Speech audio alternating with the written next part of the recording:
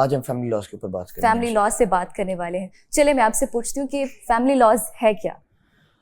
देखें, family laws जैसे कि नाम से ही जाहिर है, फैमिली लॉज एक फैमिली के बीच में होते हैं जिसमें मियाँ बीवी और बच्चे होते हैं जी। मियाँ बीवी की कोई भी आपस में जब बात हो जाए, इख्तलाफात हो जाए, तो वो फैमिली केसेस उन्हें कहा जाता है। बाज़ औक़ात इसमें मेंटेनेंस की हद तक और ख़र्चे की हद तक हम जो है बच्चों के जो दादा हैं उनको भी पार्टी बना सकते हैं, बट मेनली मेजॉरिटी केसेस मियाँ बीवी के दरमियान ही होते हैं। ठीक है इब्राहिम साहब, मुझे ये बताइए कि कौन कौन से मामलात फैमिली कोर्ट में आते हैं? फैमिली कोर्ट में बेसिकली डिफरेंट तरह के केसेस होते हैं, लेकिन मेनली जब मियाँ और बीवी के दरमियान इख्तलाफात पैदा हो जाएं काफ़ी ज़्यादा, तो वो अपना कानूनन और शरई हक इस्तेमाल करते हुए फैमिली कोर्ट्स में आ सकते हैं। फैमिली कोर्ट्स जो बेसिकली हैं उसके अंदर सिविल जज साहिबान होते हैं, वो बैठते हैं। ठीक है। और वो ये केसेस जो हैं इनकी समाअत करते हैं, ये केसेस सुनते हैं वो और इनका फैसला करते हैं। ठीक है। इसके अंदर ये है कि बाकी खर्चे के केसेस, हक महर के केसेस, खुला के केसेस, ये डिफरेंट केसेस हैं जो इसके अंदर आते हैं। फिर एंड में अगर बच्चे हैं, अगर तो बच्चे नहीं है फिर ऑब्वियसली एक औरत यही केसेस फाइल करेगी, लेकिन अगर बच्चे भी हैं जी, तो फिर इसके अंदर कस्टडी केसेस, बच्चों के खर्चे के केसेस, ये सारे केसेस हैं जो फैमिली कोर्ट्स में आते हैं। ठीक है, तो अगर किसी ने फैमिली कोर्ट में कोई केस फाइल करना हो तो वो कैसे करेंगे? देखिए, फैमिली कोर्ट में अगर किसी ने केस फाइल करना हो तो देखा जाता है कि जो खातून है वो कहाँ पर रहती है। फ़र्ज़ करें अगर एक मर्द है वो कराची में रहता है या किसी भी और शहर में रहता है, और ख़ातून अगर लाहौर में रहती है तो उसको लाहौर आके केस फाइल करना पड़ेगा जहाँ ख़ातून रिजाइड कर रही है, जहाँ पर ख़ातून रह रही है उधर आके उसको केस फाइल करना पड़ेगा। और इसके अंदर ये है कि हम मुस्लिम फैमिली एक्ट 1964 को मद्देनज़र रखते हैं। ठीक है। इसके अंदर मैं आपको बताता चलूँ, मुस्लिम फैमिली एक्ट 1964 और guardians and wards act, majority cases इसी पे होते हैं फैमिली में, जो इसको मद्देनजर रखा जाता है। तो ये दो एक्ट्स हैं इसके अंदर जिनके ऊपर सारे केसेस ज़्यादातर होते हैं। अच्छा, अगर मैं आपसे एक सवाल पूछती हूँ कि पेरेंट्स की सेपरेशन हो जाती है माँ बाप की, तो फिर बच्चों का खर्चा किस तरह लगाया जाता है? बच्चों का खर्चा देखिए ऐसे लगाया जाता है कि माँ बाप की सेपरेशन हो गई है और बच्चे जो हैं वो माँ के पास हैं। इसके अंदर कोई फिक्स्ड अमाउंट नहीं है कि मैं आपको कहूँ लेट से 10,000 है या 20,000 है, ठीक है, तो यही अमाउंट होगी जिसका बच्चों का खर्चा लगाया जाएगा, ऐसा बिल्कुल नहीं। इसमें देखा जाता है कि बाप का फाइनेंशियल स्टेटस क्या है। बाप का फाइनेंशियल स्टेटस देखा जाता है कि बाप जो है वो कितना अफोर्ड कर सकता है, उसके ज़राए आमदन क्या है। अब यहाँ पर बाप के ज़राए आमदन को देखा जाता है। उसके बाद अगर लड़का है तो लड़के के बालिग होने तक, और अगर लड़की है तो लड़की की शादी होने तक। ठीक है। ये दोनों बच्चों की सूरतें हैं, इस पे खर्चा लगाया जाता है। ये दो सूरतें बाप के फाइनेंशियल स्टेटस को देख के उसके हिसाब से ये फ़र्ज़ है बाप पे कि ये उसने अदा करना ही करना है। ये जो खर्चा है ये बाप ने उस अपने फाइनेंशियल स्टेटस को जब कोर्ट देख लेगी, सारी चीज़ें देख लेगी, फिर जो कोर्ट खर्चा लगाएगी वो बाप लायबल है वो खर्चा बच्चे की किस एज तक? मैंने जैसे बताया कि बच्चा बालिग होने तक और बेटी की शादी तक। जी, तो ये खर्चा लगाया जाता है। अच्छा, तो फिर ये बच्चों के जो गार्डियन केसेस हैं ये कहाँ फाइल होते हैं? जैसे माँ के केसेस हैं, खातून के केसेस हैं, खातून के केसेस वहां पर होते हैं जहाँ वो रह रही हो।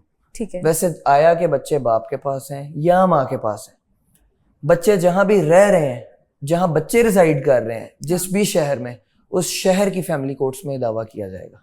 इब्राहिम साहब, अदालतें ज़्यादातर जो कस्टडी है ना वो माँ को देती है, क्या ऐसी सूरत हाल बने कि फादर को मिल जाए? अच्छा देखिए, इसमें ना एक अच्छी चीज़ इसलिए है कि गार्डियंस एंड वार्ड एक्ट के अंदर ना सबसे पहले बच्चों की वेलफेयर को देखा जाता है। ठीक है, कि बच्चों की वेलफेयर जो है वो होनी चाहिए, वेलफेयर होनी चाहिए। ठीक है। अब इसके अंदर आप ये देखें कि बच्चों की कस्टडी जो है वो ज़्यादातर माँ के पास होती है, क्योंकि एक जो फैमिली का जो लॉ है उसके अंदर ये कहा गया है कि माँ की गोद से अच्छी औलाद के लिए कोई जगह नहीं है। इसमें फिर उन्होंने कुछ सूरतें दे दी हैं। इसमें कोई शक नहीं है कि 7 साल से पहले जब बच्चा ऑब्वियसली माँ का दूध पी रहा है, बच्चा एक छोटा बच्चा है, तो उसको तो माँ की गोद से बेहतर, जैसे मैंने पहले बताया, कोई जगह नहीं है, इसलिए वो तो रहेगा माँ के पास। खैर, अब वो माँ के पास है, तो 7 साल के बाद जब बच्चा बड़ा होता है, अगर वो अदालत में आके ये बयान दे देता है कि मैं बाप के साथ रहना चाहता हूँ या माँ के साथ रहना चाहता हूँ, फिर ये कोर्ट देखती है, कोर्ट कर सकती है फैसला जो बच्चा कह रहा है उसके कहने के हिसाब से, जो भी कोर्ट बेहतर समझे, ठीक है, कोर्ट फैसला कर सकती है। पहली तो ये सूरत हो गई, ठीक है। दूसरी सूरत ये है कि आप देखें, माँ को कोई ऐसी बीमारी लग जाए जो कि बच्चे के लिए खतरनाक साबित हो सकती है, जानलेवा साबित हो सकती है, बच्चे के लिए कल को कोई मसला पैदा हो सकता है उस बीमारी की वजह से, तो अदालत इस चीज़ को मद्देनजर रखते हुए फिर भी कस्टडी बाप को दे सकती है, ठीक है, बिल्कुल। तीसरी सूरत हाल इसके अंदर ये है कि आप देखें, अगर माँ ने दूसरी शादी कर ली, ठीक है, माँ दूसरी शादी कर लेती है, तलाक है उसके बाद या खुला कर दूसरी शादी कर रही है और उसकी बेटी है और बेटी थोड़ी बड़ी हो गई है, तो बाप अदालत में ये एतराज़ उठा सकता है कि जी मेरी बेटी गैर महरम के साथ रह रही है और जवान बेटी है, तो गैर महरम के साथ कैसे रह सकती है। अभी देखे ना कि एक पॉइंट तो है कि एक जवान बेटी है, गैर महरम से शादी कर ली है, तो अगर बाप ये अदालत में एतराज उठाए तो इस सूरत में भी अदालत, मतलब माँ ने किसी से शादी कर ली है, जी दूसरी शादी कर ली, ठीक है, दूसरी शादी कर ली और बेटी, इसीलिए देखिए मैं आपको एक बात बताता चलूँ, इसीलिए ना अदालतें मुसालिहत पसंद करती हैं। मुसालिहत का मैं आपको थोड़ा बताता चलूँ। मुसालिहत बेसिकली एक सुलह कराना, एक आपस में सेटलमेंट कराने को कहते हैं। ओके। अदालतें मुसालिहत को पसंद करती हैं। अदालतें यही चाहती हैं कि घर ना टूटे, क्योंकि देखें जब घर टूटता है तो सबसे ज़्यादा जो इफ़ेक्ट होते हैं वो बच्चे होते हैं। जब स्ट्रॉन्ग टाइज होती हैं, फैमिली टाइज होती हैं माँ बाप की, जब वो टूटती हैं तो आप देखें ना हमारे माशरे में सबसे ज़्यादा इफेक्ट कौन होता है? हमारे माशरे में सबसे ज़्यादा इफेक्ट होने वाले बच्चे होते हैं।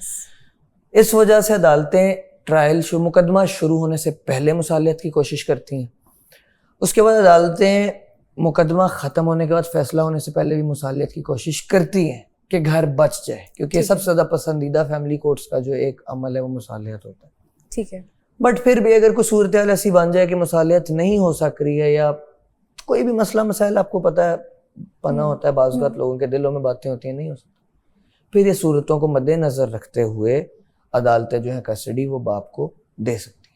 बाप को दे सकती है। अभी आपने गैर महरम का एक वर्ड यूज़ किया था, वो क्या दूसरे बाप के लिए? जी देखिए ना, जब माँ से, देखें मैं आपको बताऊँ, नो डाउट माँ से अच्छी तो कोई बच्चों की देखभाल, बाप ने बाहर चले जाना है बच्चों के लिए कमाना है, लेकिन फिर भी बाप का जो प्यार है और माँ का प्यार है वो कोई गैर तो नहीं ना दे सकता। माँ बाप का प्यार तो माँ बाप का प्यार तो माँ बाप का प्यार। अब माँ ने शादी कर ली है, गैर महरम है बच्ची के लिए, तो गैर माँ के लिए तो वो महरम है, उसने शादी माँ के लिए महरम है, बच्ची के लिए लेकिन बच्ची के लिए तो वो गैर महरम है। ठीक है, बच्ची ने उस घर में अगर जाना है माँ के साथ, तो बच्ची का तो वो बाप नहीं होगा ना, कि बच्ची के लिए तो वो गैर महरम है। तो इस वजह से बच्ची के लिए अगर बाप ये एतराज़ अदालत में उठाता है कि ये एक गैर महरम है और मेरी बच्ची वहाँ रह रही है और बाप को पसंद नहीं, तो अदालत ये सूरत को मद्देनजर रखते हुए फैसला कर सकती है।